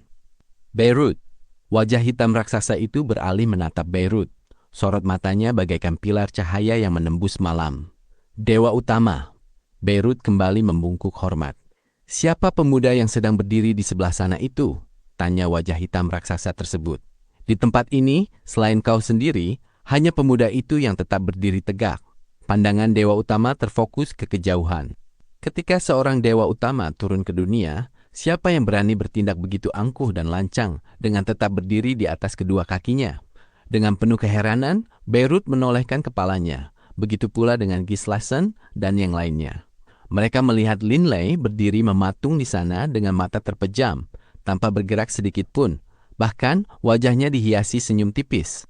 Linley, Beirut pun ikut dibuat heran melihat pemandangan tersebut. Baru saja saat melihat kedatangan dewa utama, Gislason dan yang lainnya langsung berlutut dengan cemas menantikan titah dari sang dewa utama. Mana ada orang yang sempat memperhatikan keadaan Linley. Bahkan jika ada yang menyadarinya, mereka tidak akan berani mengeluarkan suara sedikit pun. Bos! Bebe memanggil dengan panik melalui hubungan jiwa mereka. Tetapi Linley sama sekali tak bergeming. Dewa utama, dia adalah Linley, sosok yang sempat kuceritakan kepada Anda sebelumnya, ucap Beirut dengan suara rendah. Oh? Sang dewa utama menatap ke arah Linley dengan penuh rasa penasaran. Sementara pilar cahaya dari matanya langsung menyinari tubuh pemuda tersebut. Ternyata ada seseorang yang justru hanyut dalam pemahaman mendalam tepat pada saat aku turun ke dunia. Selama hidupku, aku belum pernah menyaksikan situasi unik seperti ini terjadi sebelumnya. Tepat pada saat itu juga, sebuah riak energi yang sangat unik mendadak melonjak hebat seiring dengan turunnya hukum alam semesta. Jenis riak. Hukum seperti ini merupakan sesuatu yang sudah sangat akrab bagi semua orang yang berada di tempat ini. Ini adalah riak dari hukum alam yang muncul ketika seseorang melangkah menjadi seorang dewa, atau di saat percikan ilahi milik seseorang sedang mengalami transformasi. Dari dalam tubuh Linley, sebuah percikan ilahi yang memancarkan aura kuning pekat terbang keluar. Hukum bumi sedang menempa dan mengubah wujud dari percikan ilahi tersebut. Dan pada saat yang bersamaan, jiwanya pun ikut mengalami transformasi besar-besaran. Sang dewa utama, 4 pemimpin klan dari klan 4 binatang ilahi, para patriark dari 8 klan besar, ratusan tetua, serta jutaan anggota klan yang tak terhitung jumlahnya, semuanya menyaksikan dengan mata kepala sendiri di saat Linley sedang bertransformasi menjadi seorang dewa tingkat tinggi. Peristiwa langka ini mungkin belum pernah terjadi sepanjang sejarah berdirinya alam infernal. Beberapa saat kemudian, Linley akhirnya membuka matanya. Apa yang sebenarnya terjadi? Linley tertegun saat menyadari dirinya sedang ditatap oleh lautan manusia yang tak terhitung jumlahnya. Sedetik kemudian, Linley mendadak merasakan keberadaan sebuah aura kekuatan yang luar biasa mengerikan. Ia segera mendongak menatap ke arah langit, di mana sebuah wajah hitam berukuran raksasa sedang menatap tajam ke arahnya. Dua pilar cahaya yang terpancar dari sepasang mata raksasa itu membuat jantung Linley berdegup kencang karena tegang. Linley yang pernah melihat rekaman memori tentang sosok seorang dewa utama langsung memahami situasi tersebut di dalam hatinya. Dewa utama? Kapan sebenarnya dewa utama ini datang ke sini? Hati Linley dipenuhi rasa takjub yang luar biasa. Sudut bibir dari wajah hitam raksasa itu tampak sedikit melengkung ke atas. Menarik, sangat menarik, ujarnya. Sedetik kemudian, wajah hitam raksasa itu tiba-tiba lenyap begitu saja. Pusaran besar dari kekuatan dewa utama kehancuran mendadak sirna, seolah-olah keberadaannya tidak pernah ada di tempat itu. Beirut terbang menghampiri, menatap Linley dengan pandangan geli yang bercampur heran. Linley, aku memang mengatakan akan membuatkan sebuah senjata percikan ilahi untukmu, begitu kau berhasil menjadi seorang dewa tingkat tinggi. Tapi, kau juga tidak perlu langsung melakukan terobosan saat ini juga kan? Ucapnya. Linley bingung harus menjawab apa. Ia sendiri pun sama sekali tidak menduga bahwa ia akan tiba-tiba mendapatkan momen pencerahan yang luar biasa secara tiba-tiba seperti itu. Peristiwa ini membuat Beirut dan beberapa orang lainnya tertawa geli, tetapi sebagian besar orang yang hadir di sana benar-benar tercengang. Pihak yang paling tercengang di antara semuanya tentu saja para ahli dari 8 klan besar. Dia benar-benar menjadi seorang dewa tingkat tinggi. Patriark Bolin menatap Linley lekat-lekat. Raut wajahnya dan para patriark lainnya tampak sangat rumit saat ini. Meski dewa utama tidak turun ke dunia, kita sepertinya tetap harus pergi dari sini, ucap patriark ular neraka. Alasan dibalik kebrutalan mereka selama 1000 tahun terakhir ini karena mereka mencemaskan Linley. Mengingat kekuatannya yang luar biasa, mereka yakin Linley yang berada di ranah dewa tingkat menengah pasti telah memadukan setidaknya 5 misteri mendalam. Dan begitu Linley menjadi seorang dewa tingkat tinggi, ia kemungkinan besar akan memadukan seluruh 6 jenis misteri mendalam tersebut dan menjelma menjadi seorang paragon. Kekuatan mengerikan dari seorang paragon tidak akan berada di bawah kekuatan Beirut. Untungnya, dia tidak melakukan terobosan lebih awal, bisik Patriark Reinales. Benar, patriark lainnya mengangguk dengan perasaan yang sangat campur aduk saat ini. Kedatangan dewa utama memang telah memaksa mereka untuk mengambil keputusan yang enggan mereka pilih. Namun sekarang setelah Linley menjadi seorang dewa tingkat tinggi, mereka merasa ngeri menyadari betapa tipisnya jarak mereka dari bencana. Begitu seorang paragon mulai melakukan pembantaian, para ahli dari 8 klan besar mereka hanya akan menjadi seperti boneka kain yang siap dicabik-cabik. Lihat saja Beirut, ia bahkan berani menahan serangan dari artefak dewa utama dengan tangan kosong. Siapa yang mampu melawan monster seperti itu? Klan 4 binatang ilahi benar-benar sangat beruntung karena memiliki sosok jenius seperti itu, ucap Patriark Barbary dengan suara rendah. Mari kita segera pergi dari sini. Memang sudah waktunya untuk pergi. Para patriark itu pun berbalik lalu pergi. Mereka tidak berani melanggar perintah dari seorang dewa utama, dan keberadaan Linley juga membuat mereka pergi atas kemauan mereka sendiri. Bagaimanapun juga, hari ini perselisihan antara klan 4 binatang ilahi dan 8 klan besar akhirnya resmi berakhir. Seluruh anggota klan 4 binatang ilahi seketika tenggelam dalam sukacita dan kebahagiaan yang luar biasa. Cukup banyak anggota klan yang mulai menangis di tempat. Mulai hari ini dan seterusnya, klan 4 binatang ilahi tidak perlu lagi menghadapi bahaya yang tak terhitung jumlahnya ataupun menjalani kehidupan yang penuh dengan penghinaan. Semuanya sudah berakhir. Akhirnya berakhir juga. Suara sorak-sorai perayaan menggema di seluruh pegunungan Skyride. Banyak anggota klan yang begitu gembira hingga berlutut sembari terisak. Cacian dan ejekan tanpa henti yang mereka derita dalam beberapa hari terakhir telah menjadi siksaan batin yang luar biasa. Akhirnya semuanya telah berakhir. Pasukan 8 klan besar sudah pergi, ucap Bebe. Linley ikut memalingkan pandangannya. Dipimpin oleh para patriark dan tetua, anggota klan dari 8 klan besar terbang ke langit bagaikan kawanan belalang. Mereka segera menaiki beberapa makhluk logam, lalu pergi dengan kecepatan tinggi, hanya menyisakan deretan kastil dan bangunan kosong di belakang mereka. Semuanya sudah selesai, ucap Gislason dengan sorot mata yang sangat rumit. Patriark Harimau Putih ikut menghela napas penuh emosi. 10.000 tahun yang penuh dengan mimpi buruk. Akhirnya, semua ini berakhir. Anggota klan kita tidak perlu lagi bersembunyi di pegunungan Skyride dan tidak perlu selalu diliputi rasa takut. Setiap anggota klan 4 binatang ilahi kini merasakan kelegaan yang luar biasa. Lord Beirut, kami akan selamanya mengingat kebaikanmu yang sangat besar ini. Gislason menjadi orang pertama yang membungkuk hormat, diikuti oleh 3 pemimpin klan lainnya beserta para tetua yang ikut memberikan penghormatan mereka yang mendalam. Beirut tertawa tenang. Jika kalian ingin berterima kasih, berterima kasihlah kepada dewa utama, ucapnya. Namun Gislason dan yang lainnya tahu betul bahwa Bloodreach Sovereign dan klan empat binatang ilahi tidak memiliki hubungan yang dekat.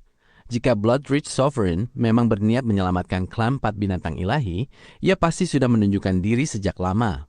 Perbuatannya yang baru turun ke dunia hari ini kemungkinan besar memiliki kaitan erat dengan Beirut. Semuanya! Suara Gislason mendadak membahana, menggema di langit pegunungan Skyride. Seketika itu juga, tak terhitung banyaknya anggota klan yang langsung mengalihkan pandangan mereka ke arahnya. Gislason berkata dengan suara lantang, "Hari ini menjadi hari yang penuh berkah. Selama 10.000 tahun terakhir, klan kita selalu berada di bawah tekanan yang luar biasa berat, dan satu demi satu, tetua kita gugur di medan pertempuran. Hari ini, kita semua sebagai anggota klan empat binatang ilahi akhirnya berhasil mendapatkan kembali kebebasan kita untuk menjelajahi langit alam infernal. Kita harus merayakan peristiwa besar ini. Seluruh anggota klan akan mengadakan pesta perayaan selama 3 hari berturut-turut. Luar biasa, perayaan besar selama 3 hari. Seketika itu juga, gema sorak-sorai penuh kegembiraan yang tak terhitung jumlahnya kembali membahana di seantero langit pegunungan Skyride. Lord Beirut, Fusro, kalian berdua harus menghadiri perayaan kami, ucap Gislason sembari menatap Beirut. Tentu saja, Beirut tersenyum tenang lalu mengangguk. Fusro terkekeh lalu melirik Linley. Linley, bisa-bisanya kau melakukan terobosan tepat saat kau melihat dewa utama. Aku sudah hidup selama bertahun-tahun yang tak terhitung jumlahnya, tapi baru kali ini aku menyaksikan kejadian unik seperti itu. Linley hanya bisa tersenyum canggung menanggapi ucapan itu. Kau memang melihat dewa utama itu kan? Tanya Beirut sembari tertawa kecil. Begitu aku melihatnya, dia langsung pergi dari sini, jawab Linley yang masih bingung. Sebenarnya, pada saat dewa utama turun ke dunia, Linley sudah hanyut sepenuhnya dalam kilasan pencerahan yang ia dapatkan setelah menyaksikan pertarungan antara tetua agung melawan patriark Barbary. Linley sama sekali tidak tahu kapan tepatnya dewa utama itu tiba dan apa saja yang diucapkannya. Namun, berdasarkan apa yang dibicarakan oleh orang-orang di sekitarnya, Linley menyadari bahwa kepergian 8 klan besar terjadi karena mereka mematuhi perintah dari dewa utama tersebut. Dewa utama benar-benar luar biasa. Hanya dengan satu kalimat saja, 8 klan besar langsung terpaksa pergi dengan patuh. Di dalam benak Linley, ia masih bisa membayangkan wajah hitam raksasa yang mengambang di angkasa luas itu. Ia juga teringat dengan sorot mata mengerikan yang terpancar dari sepasang mata raksasa tersebut. Keagungan mutlak dari seorang dewa utama yang telah dirasakannya secara langsung itu tidak akan pernah bisa dilupakan oleh Linley seumur hidupnya. Ayo kita pergi, klanmu akan mengadakan pesta perayaan yang sangat besar. Beirut tertawa kecil lalu terbang ke udara. Linley, Bebe, Fusro, Delia, beserta yang lainnya segera menyusul Beirut. Sedangkan untuk Gislason dan para pemimpin klan lainnya, mereka sudah pergi terlebih dahulu untuk mempersiapkan pesta perayaan. Perayaan ini nantinya akan diadakan di seluruh penjuru pegunungan Skyride. Di tengah penerbangan mereka, Beirut mendadak menertawakan dirinya sendiri. Linley pun menoleh melihat ke arahnya. Beirut meliriknya sekilas, lalu berkata dengan nada pasrah, "Linley, aku benar-benar hanya menambah pekerjaan untuk diriku sendiri. Awalnya aku ingin memberimu sedikit suntikan semangat, jadi aku bilang akan membuatkan sebuah senjata percikan ilahi untukmu setelah kau berhasil menjadi seorang dewa tingkat tinggi. Namun, siapa yang mengira kalau hanya berselang beberapa saat kemudian, kau justru langsung melakukan terobosan. Kenyataannya, kecepatan Linley memang berada di tingkat yang keterlaluan. Kakek harus menempa sebuah senjata percikan ilahi yang sangat bagus untuk bosku," ucap Bebe. "Karena aku sudah mengucapkannya, tentu saja aku akan menepatinya," sahut Beirut sembari mengangguk, lalu menatap ke arah Linley. "Katakan Linley, senjata macam apa yang kau inginkan dariku?" Fusro pun ikut tertawa terbahak-bahak. "Linley, meski senjata percikan ilahi buatan Beirut bukan merupakan artefak dewa utama, tingkat ketangguhan dan kekerasannya setara dengan artefak dewa utama. Di alam infernal, senjata percikan ilahi buatan Beirut adalah harta karun tak ternilai yang tidak akan pernah bisa kau beli dengan uang." Aku ingin..." Linley merenung sejenak. Ia memiliki cincin Coiling Dragon, dan jiwanya baru saja mengalami peningkatan yang sangat besar. Begitu ia memurnikan lebih banyak amatis di masa depan dan memperbaiki cincin tersebut, pertahanan jiwanya akan melonjak ke tingkat yang sangat tinggi. Hal yang tidak dimilikinya saat ini hanyalah pertahanan terhadap serangan fisik. Lord Beirut, Anda bisa membuatkan zirah percikan ilahi yang bisa berpadu dengan sisik nagaku, sama seperti yang dimiliki oleh Tetua Agung. Dengan begitu, setiap pukulan dan tendanganku juga akan menjadi sangat kuat, ucap Linley penuh harap. Dengan memiliki satu set zirah, ia bisa memanfaatkannya baik untuk menyerang maupun bertahan. Sebuah artefak dengan fungsi ganda. Senyuman di wajah Beirut seketika menjadi kaku dan terpaksa. Bos, kau menginginkan satu set zirah? Bebe menatap Linley dengan pandangan tak percaya. Linley, kau benar-benar keterlaluan. Fusro menatap Linley dengan perasaan antara ingin tertawa atau menangis. Linley merasa agak heran, lalu memandang mereka dengan bingung. Kenapa? Apa permintaanku ini sangat berlebihan? Tanyanya. Beirut menampakkan ekspresi yang sangat tidak biasa. Untuk sesaat, ia bingung harus menjawab apa. Pada akhirnya, Bebe yang berinisiatif untuk memberikan penjelasan. Bos, menempa senjata percikan ilahi merupakan kemampuan bawaan yang hanya dimiliki oleh kami, tikus pemakan dewa. Kemampuan ini mengharuskan kami untuk melahap percikan ilahi, memurnikan esensi di dalamnya, lalu memadatkan esensi tersebut menjadi bentuk sebuah senjata. Namun, setiap percikan ilahi berukuran sangat kecil, dan jumlah esensi yang bisa dimurnikan dari masing-masing bagian juga sangat sedikit. Proses mencerna satu percikan ilahi pun memakan waktu yang sangat lama. Karena itulah, bayangkan saja berapa banyak percikan ilahi yang dibutuhkan, berapa banyak waktu yang dihabiskan, dan seberapa besar tenaga yang harus dikerahkan untuk menempa sebuah senjata berukuran besar. Itu sangat sulit dilakukan. Makanya senjata percikan ilahi pada umumnya berukuran sangat kecil. Linley pun mulai memahaminya. Ia juga teringat kalau senjata percikan ilahi yang dimiliki oleh Bebe adalah sebuah belati kecil. Sedangkan untuk senjata percikan ilahi milik Tislason itu berupa sepasang sarung tangan. Semuanya merupakan senjata yang berukuran sangat kecil. Namun, apa yang ia minta kali ini adalah satu set zirah yang bisa menutupi seluruh tubuhnya. Jika dihitung berdasarkan ukurannya, zirah itu kemungkinan berukuran puluhan kali, bahkan mungkin sampai 100 kali lebih besar daripada belati milik Bebe.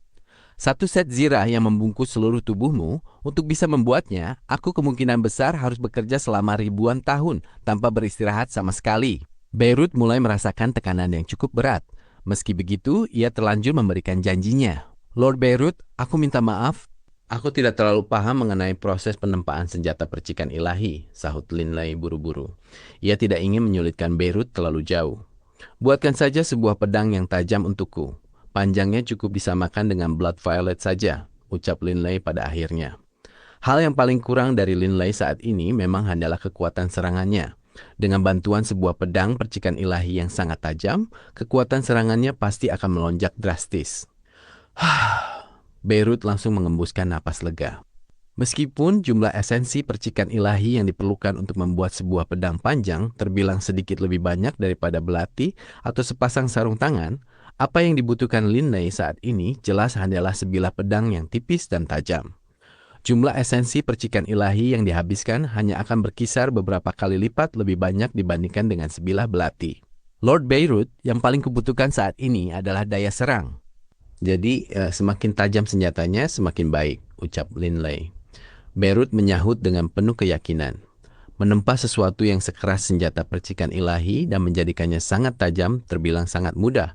Namun, untuk bisa menyelesaikan penempaan senjata percikan ilahi ini, aku tetap harus menghabiskan waktu sekitar 100 tahun lamanya. Kau harus bersabar menunggu untuk sementara waktu. Tidak perlu buru-buru, aku sama sekali tidak terburu-buru. Linley tertawa. Kondisi klan 4 binatang ilahi kini sudah benar-benar aman dan damai. Sementara ia sendiri telah berhasil menjadi dewa tingkat tinggi. Linley merasa tidak ada lagi urusan mendesak yang harus ia selesaikan dengan segera saat ini. Satu-satunya hal yang perlu ia lakukan adalah menghabiskan waktu bersama keluarganya serta terus berlatih sekeras mungkin. Seluruh anggota klan 4 binatang ilahi benar-benar dilanda kegembiraan yang luar biasa.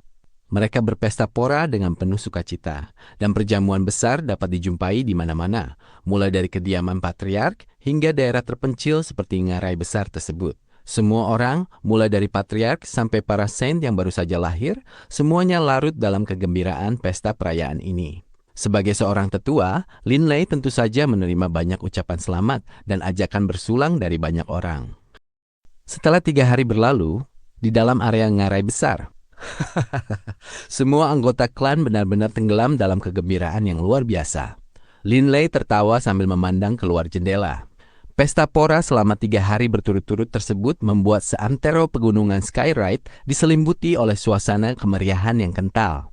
Aura kesuraman yang telah membayangi mereka selama bertahun-tahun lamanya kini telah lenyap tanpa bekas. Kebahagiaan mendalam terpancar dari setiap orang yang berada di sana. Kau terus-menerus tersenyum tanpa henti selama 3 hari ini. Delia tertawa geli melihat ekspresi Linley. Linley mengangguk sembari tertawa kecil. Oh iya Delia, pada saat aku menerobos dan menjadi dewa tingkat tinggi, aku belum sempat memeriksa kondisiku sendiri dengan seksama.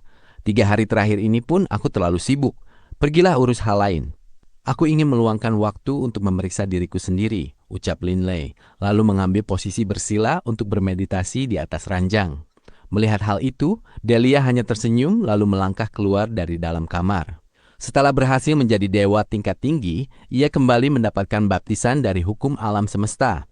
Kekuatan jiwa dari klon ilahi buminya telah melonjak hampir 10 kali lipat. Walaupun jiwa-jiwa dari klon ilahinya yang lain tidak mengalami penguatan yang terlalu signifikan, tetap saja kelima jiwa Linley pada hakikatnya merupakan satu kesatuan jiwa yang utuh. Di bawah pengaruh dari jiwa klon ilahi buminya, keempat jiwa yang lain pun perlahan-lahan ikut mengalami peningkatan kekuatan. Pada dasarnya, selama Linley menarik klon ilahi buminya masuk kembali ke dalam tubuh aslinya, maka kekuatan spiritual dari klon ilahi buminya akan melebur menjadi kekuatan spiritual dari tubuh aslinya sendiri. Bagaimanapun juga, mereka berdua sejak awal adalah satu entitas yang sama. Nanti aku harus meluangkan waktu untuk memurnikan beberapa ametis. Sambil membatin, Linley menggerakkan pikirannya untuk menjangkau dan terhubung dengan Laut Elemen. Laut Elemen merupakan lautan cahaya berwarna kuning pekat yang sangat luas, bergulung-gulung, serta tidak bertepi. Semakin dalam seseorang mengarahkan pandangannya ke dalam lautan tersebut, maka akan semakin tinggi pula tingkat kualitas dari energi yang terkandung di dalam air laut tersebut. Saat ini, Linley telah menjelma menjadi seorang dewa tingkat tinggi. Ia sudah bisa melihat bagian yang sangat dalam dari lautan tersebut, di mana terdapat kekuatan ilahi bumi, dewa tingkat tinggi dalam wujud cair yang berkumpul dalam jumlah yang sangat besar. Saat aku baru berhasil menerobos, aku terlalu mencemaskan kondisi klan, jadi aku tidak sempat memeriksa lapisan terbawah ini untuk melihat apa saja yang tersimpan di dalamnya. Linley segera mengendalikan indera ilahinya untuk menyelam jauh lebih dalam lagi menembus Laut Elemen. Sebuah aura yang luar biasa padat dan luar biasa kuat seketika merebak seiring dengan bergulungnya gelombang air berwarna kuning pekat di dasar lautan tersebut. Air berwarna kuning pekat itu terlihat sangat berbeda jika dibandingkan dengan kekuatan ilahi cair biasa. Indra ilahi Linley sudah tidak sanggup lagi untuk menyelam lebih dalam, tetapi ia masih bisa merasakan secara samar aura dari kekuatan dewa utama. Benar, ini memang kekuatan dewa utama. Karena sudah sering berinteraksi dengan kekuatan dewa utama sebelumnya, Linley bisa langsung mengenalinya dengan sangat jelas. Bagaimanapun juga, kedalaman yang bisa dijangkaunya saat ini masih terbilang cukup jauh dari dasar lautan yang paling dalam. Dasar dari Laut Elemen ini dipenuhi oleh kekuatan dewa utama. Linley benar-benar dibuat tercengang. Dasar dari Laut Elemen tersebut benar-benar luas dan tanpa batas. Mengetahui ada begitu banyak kekuatan dewa utama di sana, tentu saja akan membuat siapapun menjadi tergiur hanya dengan melihatnya. Namun, bahkan dewa tingkat tinggi pun hanya mampu menyelidikinya sampai batas tertentu. Mustahil bagi mereka untuk benar-benar mendapatkannya. Jauh di dasar Laut Elemen, aliran kekuatan yang kasat mata bergolak hebat, menciptakan gulungan gelombang air tanpa akhir yang terbentuk dari kekuatan dewa utama. Aku bisa melihatnya, tapi tidak bisa mengambilnya. Linley merasa gemas sendiri di dalam hati. Begitu banyak kekuatan dewa utama yang terkumpul. Padahal Laut Elemen merupakan tempat yang bisa dirasakan oleh setiap dewa. Hanya saja para dewa tingkat tinggi memiliki jiwa yang jauh lebih kuat, sehingga mereka semua mampu merasakan wilayah yang menyimpan kekuatan dewa utama tersebut. Jiwa para dewa utama jelas jauh lebih kuat dibandingkan jiwa kami, para dewa tingkat tinggi. Linley segera menepis pikiran tersebut. Jika tidak bisa mendapatkannya, percuma saja terus memikirkannya. Apa jangan-jangan ada wilayah dengan energi yang jauh lebih kuat lagi di bawah lapisan kekuatan dewa utama ini? Lintasan pemikiran itu mendadak muncul di benak Linley. Namun sesaat kemudian, ia menggelengkan kepala dan memilih untuk mengabaikannya. Aku bahkan belum memiliki kekuatan dewa utama. Untuk apa memikirkan hal sejauh itu? Tapi ini benar-benar aneh. Kekuatan ilahi saja terbagi menjadi tingkat rendah, tingkat menengah, dan tingkat tinggi. Mengapa aku tidak pernah mendengar adanya perbedaan tingkat untuk kekuatan dewa utama? Selama bertahun-tahun tinggal bersama klan, Linley akhirnya mengetahui bahwa 7 hukum elemen dan 4 ketentuan masing-masing memiliki 7 dewa utama, yang terdiri dari 1 dewa utama tingkat tinggi, 2 dewa utama tingkat menengah, dan 4 dewa utama tingkat rendah. Artinya, para dewa utama pun terbagi ke dalam beberapa tingkatan. Tapi, mengapa aku tidak pernah mendengar adanya perbedaan tingkat untuk kekuatan dewa utama itu sendiri? Linley benar-benar dibuat bingung oleh hal ini. Klan 4 binatang ilahi maupun 8 klan besar sama-sama memiliki persediaan kekuatan dewa utama. Lagi pula, Linley selama ini tidak pernah merasa bahwa kekuatan dewa utama milik seseorang jauh lebih hebat dibandingkan milik orang lain. Semuanya terasa sama saja. Apakah para dewa utama dari tingkatan yang berbeda itu sebenarnya menggunakan jenis kekuatan dewa utama yang sama? Kalau begitu, mengapa mereka harus dipisahkan menjadi dewa utama tingkat tinggi, tingkat menengah, dan tingkat rendah? Karena tidak menemukan jawabannya, Linley memilih untuk menyudahi jalan pikirannya. Bagaimanapun juga, setiap hukum hanya memiliki 7 dewa utama. Setiap dewa utama merupakan sosok agung yang berada di puncak tertinggi. Bahkan seorang dewa tingkat tinggi yang paling kuat sekalipun akan terlihat sangat lemah dan tidak berdaya di hadapan mereka. Linley kemudian mengalihkan fokusnya untuk memeriksa artefak dewa utama pelindung jiwanya. Ia bisa melihat aliran energi spiritual yang terus berputar di sekeliling artefak tersebut, di mana sebuah selaput tipis mulai terbentuk dan menutupi bagian yang retak. Seiring dengan sirkulasi energi spiritual yang terus mengalir tanpa henti, lapisan pelindung di atas bagian yang retak itu perlahan-lahan mengalami transformasi. Ternyata benar. Hanya setelah menjadi dewa tingkat tinggi, aku baru bisa mulai memperbaiki artefak dewa utama pelindung jiwa ini dengan sungguh-sungguh. Linley benar-benar kagum. Kecepatan pemulihannya saat ini jauh lebih cepat dibandingkan saat ia masih seorang dewa tingkat menengah. Kondisinya mirip seperti air banjir yang menjebol tanggul penahan. Jika seseorang hanya melemparkan kerikil-kerikil kecil ke dalam lubang kebocoran, kerikil itu pasti akan langsung hanyut terbawa derasnya arus, meskipun dilemparkan tanpa henti. Namun, ceritanya akan berbeda jika yang dilemparkan adalah bongkahan batu besar yang ukurannya puluhan kali lipat lebih besar. Dampaknya pasti akan langsung terlihat nyata. Hal yang sama juga berlaku dalam proses perbaikan artefak ini. Secara kualitas, energi spiritual seorang dewa tingkat menengah jauh lebih rendah jika dibandingkan dengan tingkat kemurnian artefak dewa utama pelindung jiwa, sehingga proses pemulihannya menjadi sangat sulit dilakukan. Sejak peristiwa turunnya dewa utama ke dunia, perseteruan antara klan 4 binatang ilahi dan 8 klan besar resmi berakhir. Kehidupan seluruh anggota klan 4 binatang ilahi pun kembali diliputi ketenangan. Di dalam ngarai, keluarga Linley dan keluarga Bebe akhirnya bisa mulai menikmati masa-masa hidup yang damai. Hari-hari berikutnya dilewati Linley dengan terus mengkonsumsi ametis untuk memperkuat jiwanya. Hingga pada akhirnya, persediaan ametis milik Linley benar-benar habis. Ia terpaksa meminta bantuan Bebe untuk memberikan pasokan tambahan agar bisa terus melanjutkan proses pemurnian tersebut. Bos, murnikan saja terus. Aku akan memberimu sebanyak apapun yang kau butuhkan. Dulu Bebe memang sempat menghabiskan waktu selama 10 tahun penuh untuk mengumpulkan ametis di pegunungan ametis. Jumlah total ametis yang berhasil ia timbun saat itu benar-benar berada di angka yang sangat fantastis. Tanpa terasa, waktu 1 abad berlalu dalam sekejap mata. Di dalam sebuah ruangan di ngarai, sebuah meja panjang tampak dipenuhi oleh beraneka ragam hidangan. Keluarga Linley dan keluarga Bebe yang masing-masing beranggotakan 3 orang tampak sedang berkumpul bersama di sana. Delia, Nise, Wade, dan Ina sibuk mengoper piring makanan ke sana kemari, sedangkan Linley dan Bebe duduk bersantai dengan nyaman. Bos, sebenarnya seberapa banyak lagi jiwamu bisa menampung energi? Tanya Bebe. Kau sudah mengkonsumsi begitu banyak ametis selama ini. Setelah menjadi dewa tingkat tinggi, kecepatan Linley dalam memurnikan ametis ikut melonjak hingga puluhan kali lipat. Terlebih lagi, seiring dengan semakin kuatnya kapasitas jiwanya, kecepatan pemurnian tersebut juga kian bertambah pesat. Jumlah total ametis yang berhasil ia serap selama 1 abad terakhir ini sudah mencapai angka yang sangat fantastis. Namun bagaimanapun juga, kapasitas jiwa seorang dewa tingkat tinggi memang sanggup menampung pasokan kekuatan yang luar biasa besar. Kenapa? Kau iri ya? Bebe, seingatku dulu kau sangat bersemangat mengajakku bertaruh tentang siapa yang akan lebih dulu menjadi dewa tingkat tinggi. Bebe hanya bisa mengusap hidungnya sembari tertawa pasrah mendengar sindiran tersebut. Sewaktu mereka mengunjungi kota Mer dulu, Bebe berhasil mendapatkan untaian fragmen jiwa terakhir dari neneknya. Setelah menyerap bagian tersebut, Bebe sebenarnya hanya tinggal selangkah lagi untuk menjadi dewa tingkat tinggi. Sayangnya, kecepatan pemahaman Bebe terbukti jauh lebih lambat jika dibandingkan dengan Linley. Linley berhasil mendapatkan momen pencerahan yang tak terduga, sedangkan Bebe masih belum mengalaminya. Iya bos, kau memang yang paling hebat. Puas sekarang? Balas Bebe dengan nada sewot sambil memasang wajah kecut.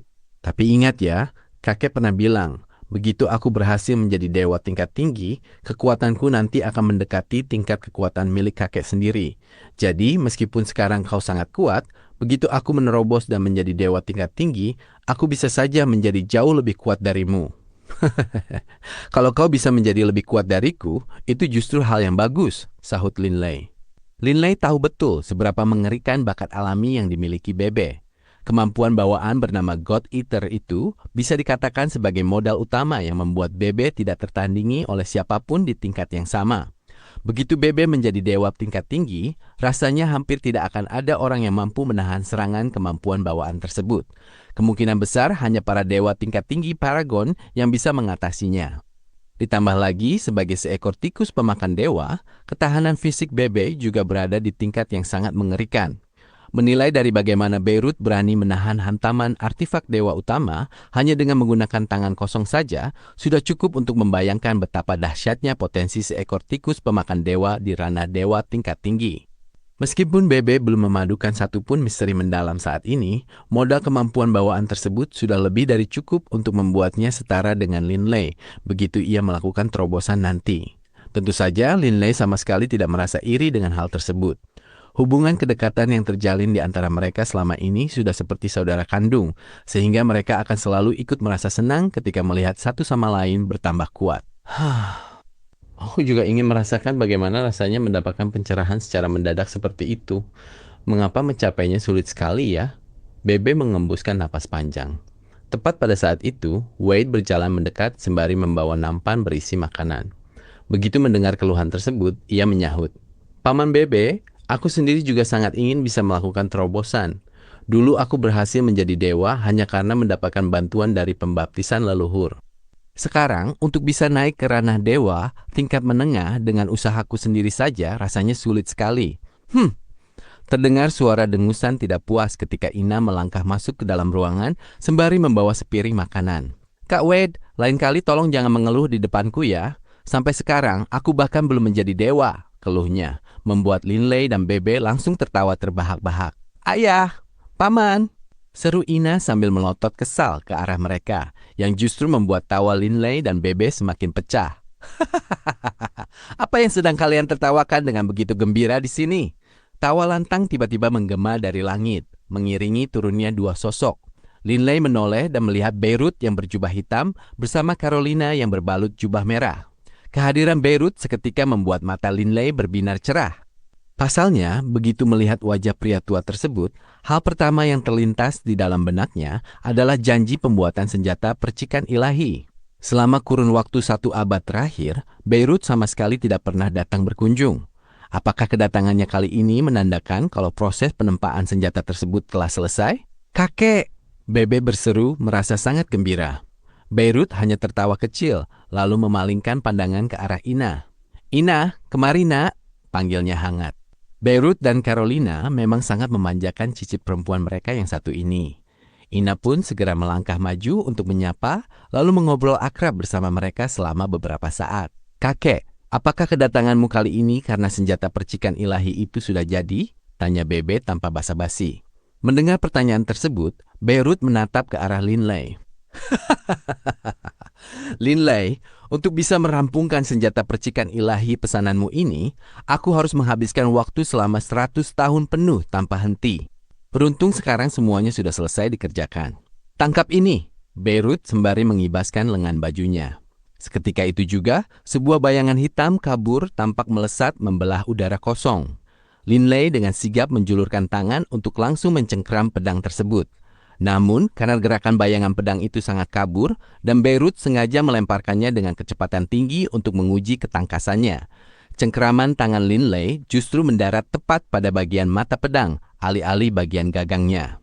Tajam sekali! Lin Lei terkejut saat merasakan rasa perih yang mendadak menyengat telapak tangan, mengiringi rembesan darah segar yang mulai keluar dari sana. Ia segera menunduk untuk mengamati senjata tersebut. Bentuk pedang itu terlihat panjang dan ramping, dengan ketebalan yang setipis sayap kupu-kupu, serta memiliki bilah yang semi-transparan. Jika diamati dengan seksama, terlihat aliran energi berwarna hitam pekat yang terus berputar-putar di bagian dalam bilah pedang tersebut. Hal ini tentu saja sangat tidak lazim, mengingat pada umumnya senjata ilahi lain akan memancarkan aliran energi di bagian luar permukaannya, bukannya mengalir di bagian dalam seperti ini.